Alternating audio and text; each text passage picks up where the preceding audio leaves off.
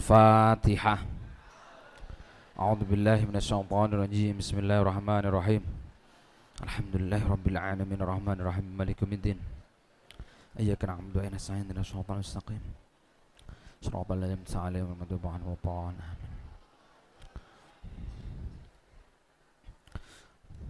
Subhanaka la ilma lana illa ma 'allamtana innaka anta alimul hakim. Bismillahirrahmanirrahim. Wa qala lan ngendika sapa Kanjeng Nabi sallallahu alaihi wasallam, afdhalus sholawati utawi luwih utama-utamane pira-pira salat indallahi dalem mungguhe Gusti Allah taala halim muhulur sinten Allah iku sholatus subhi salat subuh yaumal jum'ati ing dalam dina Jum'ah fi jama'atin ing dalam jamaah. Salat yang lebih utama di hadapan Allah yaitu salat subuh di hari Jum'ah yang dilakukan secara berjamaah. Kenapa di sini disebutkan yaumul Jum'ah? Kita tahu bahwa yaumul Jum'ah adalah sayyidul ayyam. Tentu subuh di hari Jum'ah itu menambahkan keutamaan lebih. Wa qala ngendika sapa Kanjeng Nabi sallallahu alaihi wasallam, man utawi sing sapa wonge ku salat sapa man salata subhi ing salat subuh fil jama'ating dalam jamaah thumma jalasa nuli lungguh sapa man yadkuru hale dzikir sapa man Allah ing Gusti Allah taala hale muhulur sinten Allah hatta tatlu'a sehingga mentongol apa asamsu srengenge kana mongko ana iku lahu kaduwe man apa satrun aling-aling minan nahri saking neraka wa bari'alan lebaran sapa man. Nabi Muhammad sallallahu alaihi wasallam bersabda, barang siapa yang melaksanakan salat subuh berjamaah kemudian setelah salat subuh ia duduk seraya berzikir kepada Allah subhanahu wa ta'ala, berzikirnya sampai matahari terbit, maka baginya terhalang dari neraka. Sungguh luar biasa sebenarnya ketika kita step by step memahami kemudian menelaah begitu Allah memberikan spesial kepada kita tentang pahala. Tidak memerlukan tenaga yang begitu besar, tapi Allah membalasnya dengan pahala yang begitu besar. Fabi ayyi ala'i rabbikuma tukadziban.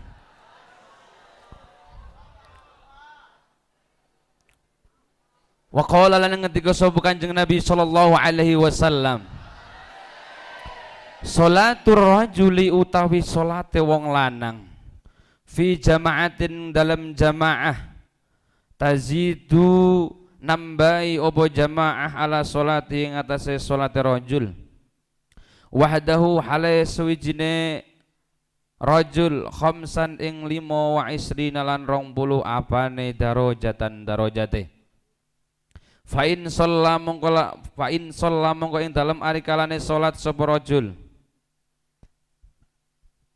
ing fa in shallaha mongko lamun salat sapa rajul ing jamaah bi ardi falatin ing dalem bumi ora-ora fa atamma nuli nyempurnaken sapa rajul wudhu'aha ing wudune salat wa ruku'aha lan ruku'e salat wa sujudaha lan sujude salat balagat mongko tumeka apa salat rajul khamsina ing 50 apane darajatan darajate.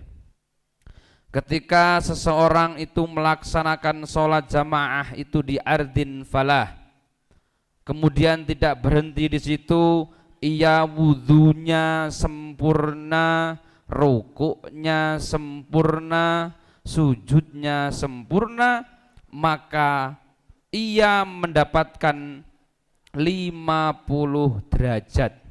Kalau kemarin ada versi 25 derajat, ada versi hadis lain 27 derajat, sekarang mencapai 50 derajat.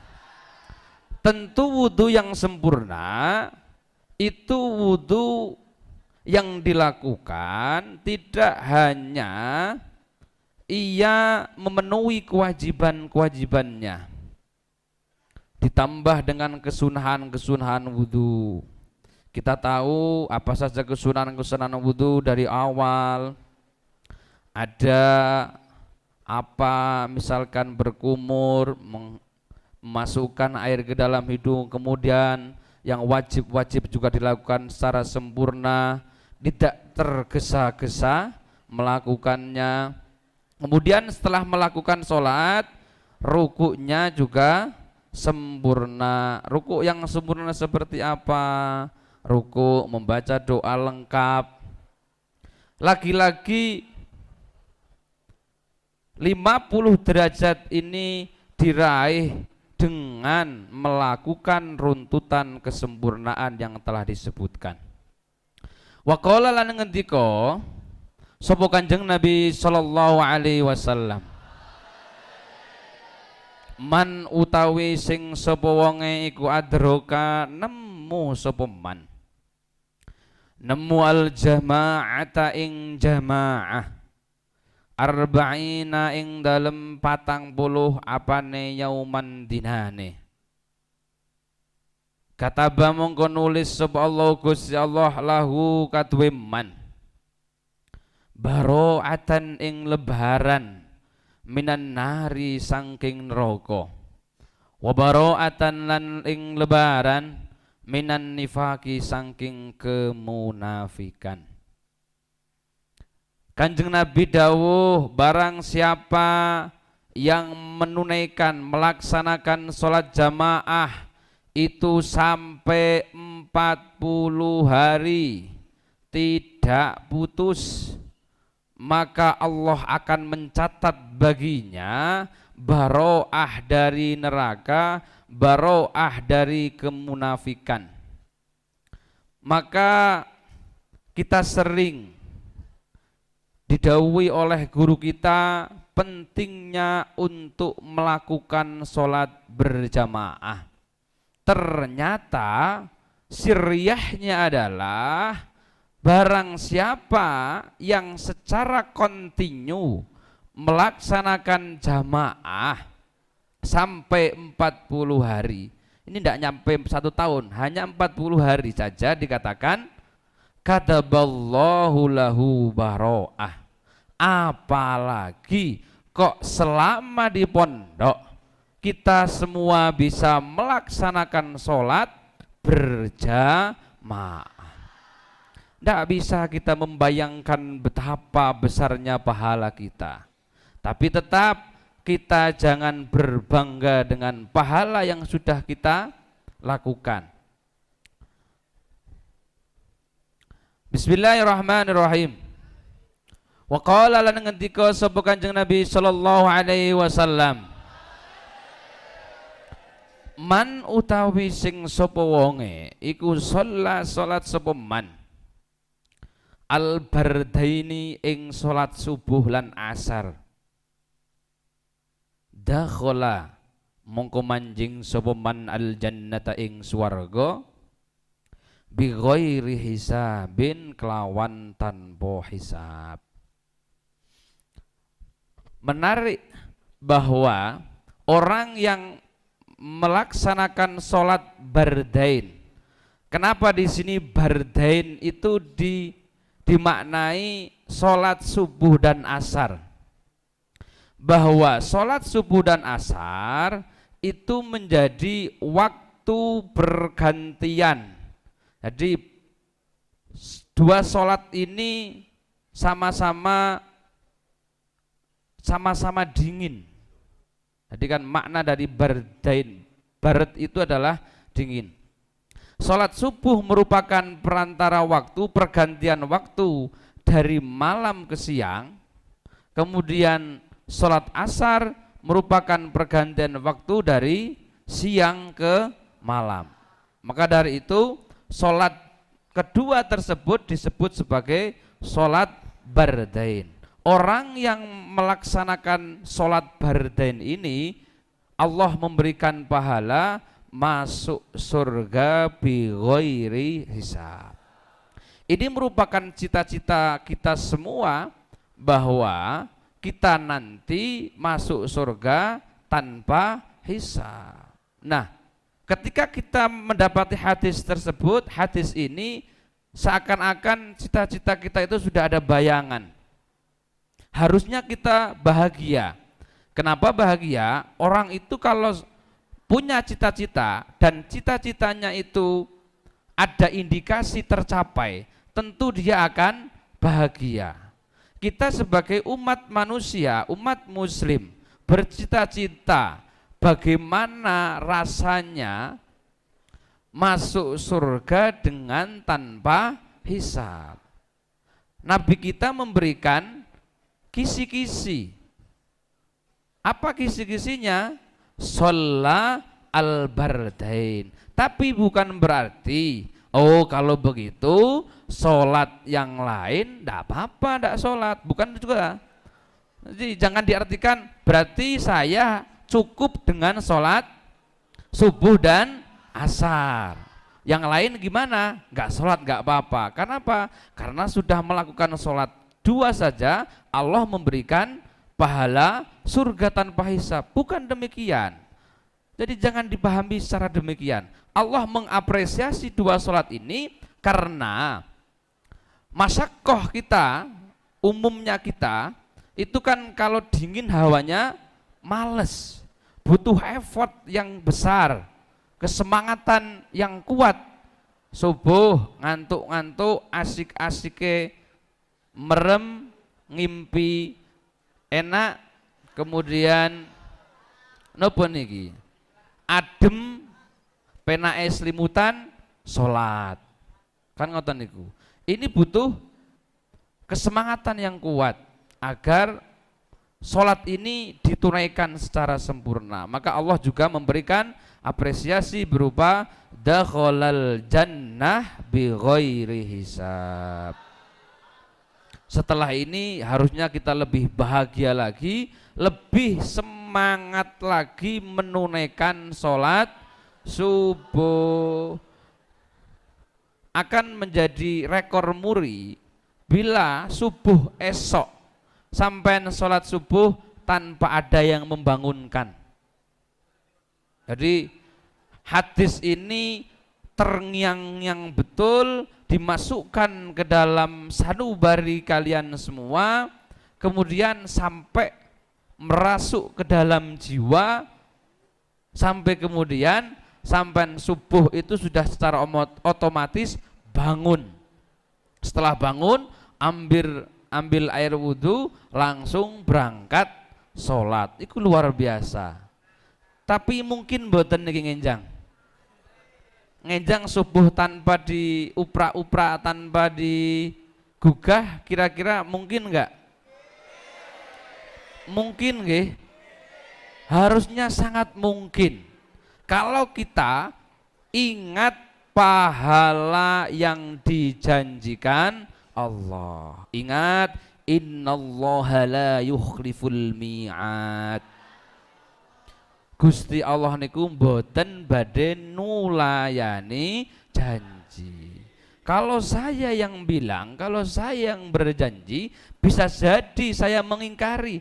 Tapi ini Allah yang akan memberikan balasan dakhalal jannah bi ghairi hisab. Sudah sedemikian besar Allah memberikan pahala kepada kita, kok kita tidak ada greget sama sekali, tergugah saja tidak, bahaya. Ada yang salah di dalam hati kita, perlu evaluasi diri. Wa qala lan ngendika sapa Kanjeng Nabi sallallahu alaihi wasallam, Man utawi sing sapa wonge iku syahida teka sapa man salatal jamaati ing salat jamaah kataba mongko nulis sapa Allah Gusti Allah taala halim mulur sinten Allah lahu kadwe man dahiban hale budalan warajingan lan bali nulis asrota hasanatin ing 10 piro-piro kebagusan wa maha lan nglebur sapa Allah anhu sangking man nglebur asro sayyiatin ing 10 piro-piro kealanan warafangalan ngangkat sapa Allah lahu marang man asro darajatin ing 10 piro-piro derajat. Barang siapa yang datang melakukan sholat jamaah, Allah akan menulis baginya 10 kebaikan. Tidak hanya berhenti di asro hasanat, tapi juga Allah melebur darinya 10 kejelekan. Masih dibonusi lagi oleh Allah, ia diangkat 10 derajat lebih tinggi dari derajat semula. Subhanallah. Banyak bonus ngaji kita di sini itu, banyak bonus pahala ternyata. Asal kita mau melakukan. Sampai dari kamar datang ke musola melaksanakan sholat jamaah, Allah memberikan bonus, diberikan apa tadi? 10 kebaikan. Setelah diberikan 10 kebaikan, Allah juga melebur 10 kejelekan. Ditambah apa lagi? Diangkat oleh Allah derajatnya 10 derajat. Niki kalau kita sesuaikan dengan rumus matematika, bonus 1000%, tidak cukup 100%, tapi bahkan lebih. Kenapa? Karena kita diberikan 10 kebaikan, 10 kejelekan kita dihapus. Wa qala lan ngendika sapa kanjeng Nabi sallallahu alaihi wasallam, la sholata ora ono jenise salat iku maujud li jaril masjidi kaduwe wong kang ono sanding masjid illa fil masjidi kejaba ing dalem masjid. Hadis ini jangan kemudian kalian secara ekstrim artikan bahwa tidak dianggap sholat orang yang rumahnya dekat dengan masjid, kok sholatnya tidak di masjid. Terlalu ekstrim itu. Tapi ulama memberikan pendapat bahwa hadis ini lebih kepada fadilahnya, bahwa tentu orang yang sholat di masjid berjamaah jauh mendapatkan banyak fadilah dibanding orang yang sholat di rumah. Lebih-lebih ketika kita merujuk pada dawuh bahwa kita sebagai umat Islam, khususnya laki-laki, itu dianjurkan untuk meramaikan masjid. Pertanyaannya, kalau orang yang rumahnya dekat masjid saja tidak mau ke masjid, bagaimana orang yang rumahnya jauh dari masjid? Itu secara sosial saja sudah mencerminkan orang yang kurang baik. Maka dari itu di sini dikatakan la sholata li jaril masjid illa fil masjid. Maka peringatan bagi kita semua, yang kebetulan rumahnya deket masjid, rumahnya deket musola, kita ramaikan masjid, kita ramaikan musola. Tapi jangan ramai dalam tanda kutip hanya nongkrong ngopi-ngopi, numpang makan saja. Kan kalau di desa itu setelah sholat taraweh biasanya ada makanan-makanan ringan. Giliran begini nih rame, giliran jamaah yang lain sepi. Itu bukan perilaku santri. Usahakan setiap waktu kalau bisa malah sampean yang adzan. Jadi sampean kalau sadar suaranya nggak begitu bagus, ya minimal tetap datang lebih awal. Ya bisa melakukan sholat sunnah atau sholat yang lainnya. Jangan dipaksa harus adzan. Kalau memang ada yang lebih baik lagi. Wa qala lan ngendika sapa Kanjeng Nabi sallallahu alaihi wasallam, sholatul jamaati utawi sholat jamaah iku rahmatun rahmah, wahia utawi rahmah iku khairun luwih bagus minat dunya tenimbang dunya, wa malan perkara silai ma fiha kang tetep apa huwa ma ing dalem dunya, wal jamaatu utawi jamaah iku rahmatun rahmah, wal furqatu utawi pisah iku adzabun siksa. Salat berjamaah itu rahmah. Rahmah itu jauh lebih baik dibanding dunia seisinya. Jadi kalau sampean melihat orang yang berkehidupan mewah, punya mobil Ferrari, punya ini itu banyak asisten pribadi dan seterusnya, tidur di hotel bintang 10 misalkan, sampean harus lebih bangga, harus lebih pede. Kenapa? Saya di pondok berjamaah. Emang kenapa kalau sholat berjamaah? Sholatul jamaati rahmah, wahia khairun minad dunya wa ma. Maka hakikatnya sebenarnya kalian semua di pesantren yang melaksanakan sholat secara berjamaah jauh lebih kaya dibanding hanya orang yang bergelimang dengan harta. Maka sampan di pondok jangan ingah-ingih alias keton culun, tapi yang pede bahwa saya bukan orang yang fakir, saya adalah orang yang kaya. Al-Fatihah.